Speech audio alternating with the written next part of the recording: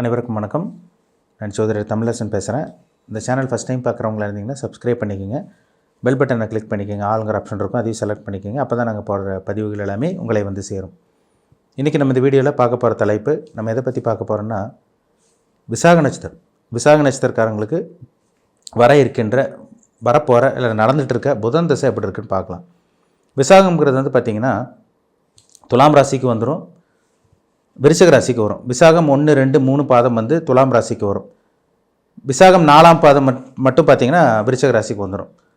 இது வந்து உடைப்பட்ட நட்சத்திரம்னு சொல்லுவாங்க. விசாகம்ங்கிறது குருவோட நட்சத்திரம், உடைப்பட்ட நட்சத்திரம். மற்ற ராசிக்கெல்லாம் பாருங்கள் ஒரே ராசிக்கு ஒரே நட்சத்திரம் தான் வரும். ஆனால் விசாகம்ங்கிறது 2 ராசிக்கு வரும். அதனால தான் அது உடைப்பட்ட நட்சத்திரம்னு சொல்கிறாங்க. பொதுவாக விசாக நட்சத்திரக்காரங்க நல்ல குணம் படைத்தவங்களாக இருப்பீங்க. நல்ல குணம் இருக்கும் உங்களுக்கு, மனசாட்சிப்படி நடப்பீங்க, ஒரு சாந்தமான குணம் படைத்தவங்களாக இருப்பீங்க, இறை நம்பிக்கை உங்களுக்கு இருக்கும், ஆன்மீக சிந்தனை, ஆன்மீக வழிபாடு இதெல்லாமே உங்களுக்கு கண்டிப்பாக இருக்கும். நல்ல குணம் இருக்கும் உங்களுக்கு, சரிங்களா? ஒரு சாஃப்டான நேச்சர்னு சொல்லலாம். தேவையில்லாத விஷயங்கள் பண்ண மாட்டாங்க, கரெக்டாக நடந்துக்குவீங்க, எல்லாத்தையும் தெரிஞ்சுக்குவீங்க, உலகத்தையே கற்றுக்கணும்னு நினைப்பாங்க, இல்லாதவங்களுக்கு கொடுத்து உதவி செய்வீங்க, மனசாட்சிப்படி நடக்கிறவங்க தான் விசாக நட்சத்திரக்காரங்க. முக்கியமாக சொன்னப்போ நான் ஆன்மீகவாதின்னு சொல்லலாம். ஆன்மீக சிந்தனை உங்களுக்கு அதிகமாக இருக்கும், நல்ல குணம் இருக்கும், நல்ல மனசு இருக்கும் உங்களுக்கு. என்ன காரணம்னா அது குருவோட நட்சத்திரம். பூமியோட பெரிய கிரகம் குரு தான், சரிங்களா? அப்போ அந்த குருவோட நட்சத்திரத்தில் பிறந்தவங்களுக்கு இயல்பாகவே அந்த இயற்கையாகவே வந்து பார்த்திங்கன்னா ஒரு நல்லது செய்யணும், அடுத்தவங்க நல்லது செய்யணும், நல்லது பண்ணணும், அடுத்தவங்க கிடக்கூடாது, நம்ம மாதிரி எல்லோரும் நல்லா இருக்கும்னு நினைக்கிறவங்க தான் அந்த விசாக நட்சத்திரக்காரங்க. பிறக்கும் போதே பாருங்கள் உங்களுக்கு குரு தசை தான். நீங்கள் 1ஆம் பாதமாக இருந்தாலும் சரி, 2ஆம் பாதமாக இருந்தாலும் சரி, 3, 4ஆம் பாதமாக இருந்தாலும் சரி, பிறக்கும் போது குரு தசையில் தான் நீங்கள் பிறந்திருப்பீங்க.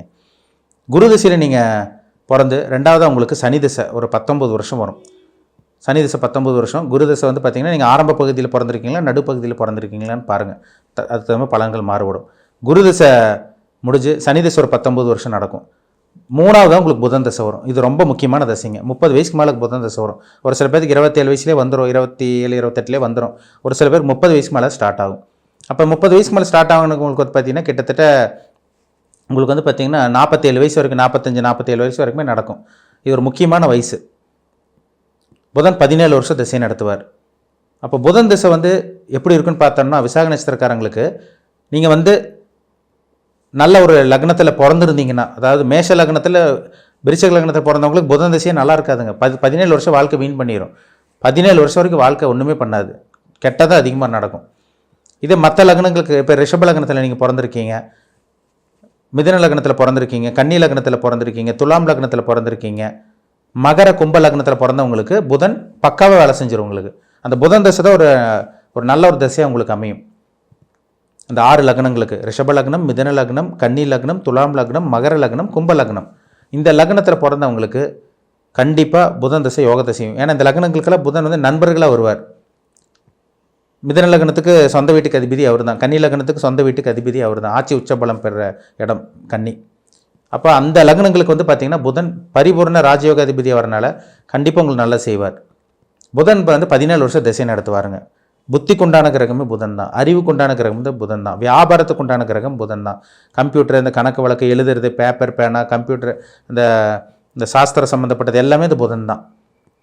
ஒருத்தர் கம்ப்யூட்டர் ஃபீல்டில் இருக்காங்களா, ஜாதகத்தில் புதன் வலிமையாக இருக்கும். கலைத்துறையில் இருக்காங்களா, புதனோட சப்போர்ட் வேணும். மீடியாவில் இருக்காங்களா, புதனோட சப்போர்ட் வேணும். பேசி பிழைக்கிறாங்களா, புதனோட சப்போர்ட் வேணும். தகவல் தொடர்பு துறையில் இருக்காங்களா, கம்யூனிகேஷன் ஃபீல்டில் இருக்காங்களா, புதனோட அமைப்பு இருக்கணும்.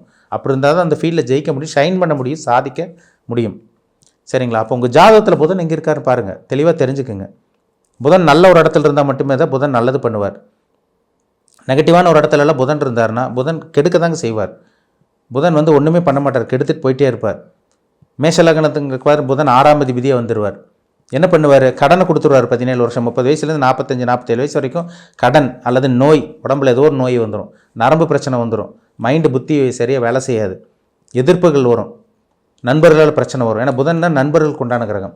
அப்போ மேஷ லக்னத்தில் பிறந்தவங்களுக்கு புதன் தசை ஒன்றுமே பண்ணாது, வேலை செய்யாது, உங்களுக்கு பெரிய கெடுதல் பண்ணிட்டு போயிட்டே இருக்கும்.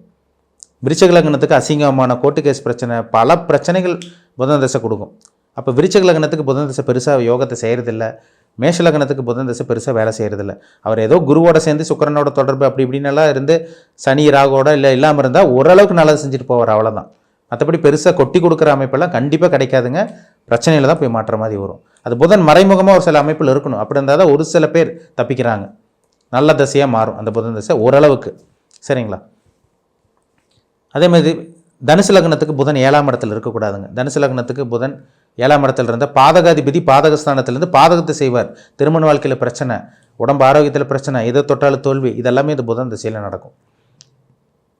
அதே மாதிரி தான் மீன லக்னத்துக்கு புதன் 7ஆம் இடம் சம்மந்தப்படக்கூடாது, பாதகஸ்தானத்திலே இருக்கக்கூடாது. பாதகாதிபதி பாதகஸ்தானத்தில் இருந்தால் பாதகத்தை செஞ்சுட்டு போயிட்டே இருப்பார் அந்த தசா புத்தியில்.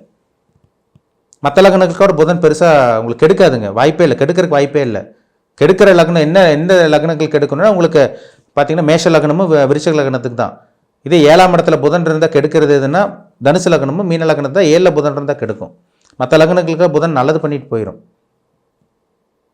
விருச்சிக லக்னத்துக்கு வந்து புதன் சுத்தமாக வேலை செய்யாது. மேஷ லக்னத்துக்கு கொடும் பாவி அவர், உங்களுக்கு ஆகாத கிரகம், உங்களோட எதிரி அவர். உங்களோட எதிரி இப்படி உங்களுக்கு நல்லது செய்வார். அதே மாதிரி தான் புதன் வந்து அப்படி இருந்துச்சுன்னா உங்களுக்கு எதிர்ப்புகளாக தான் செய்வார், எதிரியாக தான் நீங்கள் பார்க்குற மாதிரி வரும். சுற்றி இருக்கவங்கள எதிரியாக மாறுவாங்க, கூட இருக்கவங்களாம் முதுகில் குத்துவாங்க. இந்த புதன் தசை வர்றவங்களுக்கு பாருங்கள், இந்த விசாக நட்சத்திரக்காரங்களுக்கு புதன் தசை வர்றவங்க பாருங்கள், கண்டிப்பாக அவங்களுக்கு அந்த புதன் தசையில் 30 வயசுக்கு மேலே எதிர்ப்புகள் வரும். ரொம்ப வருஷமாக பழகின நண்பர்கள் உங்களுக்கு விட்டுட்டு போவாங்க, அவங்களே உங்களுக்கு முதுகில் குத்துவாங்க. அத்தனை அமைப்பு இந்த புதன் தசையில் தான் வரும். அப்போ புதன் நல்லா இருக்கணுங்க. புதன் நல்லா இருந்தால் நல்ல ஒரு மென்மையான தோல் இருக்கும், நரம்பு பிரச்சனை வராது. ஏன்னா தோலுக்கு அதிபதி புதன் தான். புதன் கெட்டு போனவங்களுக்கு தான் ஸ்கின் ப்ராப்ளம் வரும். இந்த சொரியாசிஸ் பிரச்சனைலாம் பாருங்கள் இந்த புதன் தசையில் தான் வரும். ஸ்கின் ப்ராப்ளம் எட்டி பார்க்குறது, ஸ்கின் ப்ராப்ளம் வர்றது, நரம்பு சம்மந்தமான பிரச்சனை, தோல் சம்மந்தமான பிரச்சனை வருது, இஎன்டி பிரச்சனை வர்றது எல்லாமே இந்த புதன் தசையில் தான். அப்போ புதன் கிடக்கூடாதுங்க. ஏன்னா புதன் வந்து பூமியோட இருக்கிறதுல வந்து பார்த்திங்கன்னா பூமியை விடங்கிறத விட நவகிரகங்களே சின்ன கிரகமே புதன் தான். அவர் சின்னதாக இருந்தாலும் அது சின்ன கிரகமாக இருந்தாலும் பெரிய அளவுக்கு வேலை செய்வார். அதனால தான் புதன் வந்து புத்திக்குண்டான கிரகம்னு சொல்கிறாங்க, அறிவுக்குண்டான கிரகம்னு சொல்கிறாங்க.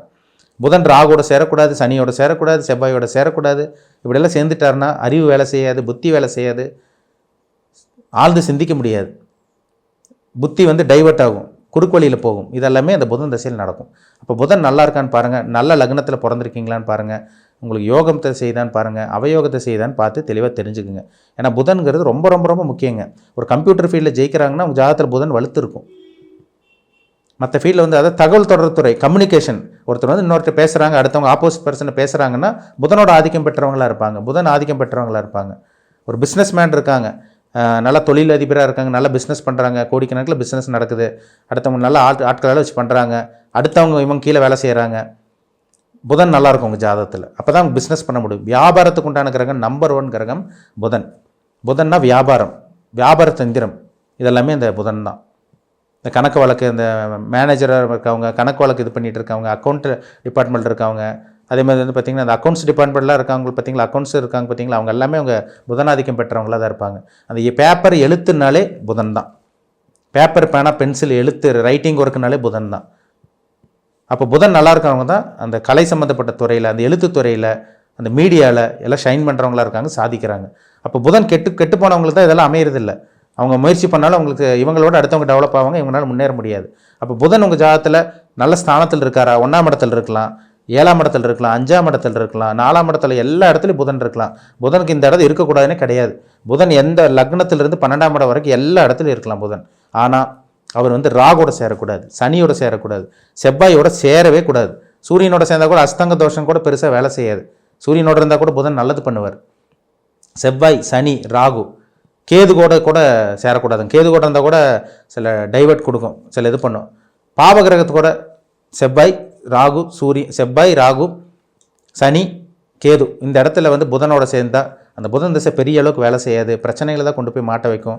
தேவையில்லாத தடங்கல்கள், பிரச்சனைகள், சிக்கல்கள், கோர்ட்டு கேஸ் பிரச்சனை, அசிங்க அவமானம், உடம்புல நோய், வியாதி எல்லாத்தையும் அந்த புதன் திசையில் கொடுக்குங்கிறதுல சந்தேகமே கிடையாது. புதன் சுபகிரகங்களோட சேர்ந்து, குருவோட சேர்ந்து, சுக்கிரனோட சேர்ந்து, வளர்பிறை சந்திரனோடலாம் சேர்ந்தாருன்னா அந்த புதன் திசை 17 வருஷம் ஒரு யோகமான ஒரு திசையாக இருக்குங்கிறதுல மாற்றமே கிடையாது. சரிங்களா? உங்கள் தனிப்பட்ட ஜாதகத்தில் புதன் எங்கே இருக்கார், எப்படி இருக்கார், இப்போ நடந்துட்டு இருக்க புதன் திசை போயிட்டுருக்கா இல்லை வரப்போதா, உங்கள் வயசு என்ன, எல்லாமே பார்த்து தெளிவாக தெரிஞ்சுக்கிறது ரொம்ப நல்லது. மீண்டும் அடுத்த பதிவில் சந்திக்கும் வரை உங்களிடமிருந்து விடைபெறுவது உங்கள் சோதரர் தமிழரசன். இந்த சேனல் பிடிச்சிருந்தா உங்கள் நண்பருக்கு உறவினருக்கு ஷேர் பண்ணுங்கள், லைக் பண்ணுங்கள், சப்ஸ்கிரைப் பண்ணுங்கள், பெல் பட்டனை கிளிக் பண்ணிக்கோங்க, ஆளுங்கிற ஆப்ஷன் இருக்கும் அதையும் செலக்ட் பண்ணிக்கோங்க. அப்போ தான் நாங்கள் போடுற பதிவுகள் எல்லாமே உங்களை வந்து சேரும். நன்றி, வணக்கம்.